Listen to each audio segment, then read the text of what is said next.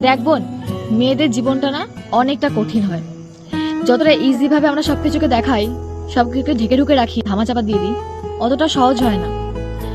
তুই জানিস না হয়তো, আমাদের জামায় যেটা দাগ লেগে যায় না, সেই জামা বা সেই কাপড়টা আমরা পরি না পর্যন্ত, সেটা যত দামি হোক না কেন, যেখানে কাপড়ে আমরা একটা ছোট দাগ পর্যন্ত সহ্য করতে পারি না, সেখানে দুদিনের আশা একটা মানুষ আমাদের চরিত্র দাগ লেগে চলে যায়।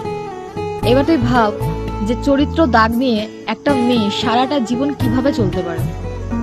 আমরা যতই সমাজকে মান্যতা দিই না কেন, তারপর তোমার সমাজের বাইরে কেউ না, তারপর নিজের একটা মন মানসিকতা বলার বিষয় আছে। তাই তুই তোর চরিত্র কাকে দিচ্ছিস, কার সামনে জামা কাপড় খুলছিস, এটা বুঝে শুনে খোলা উচিত।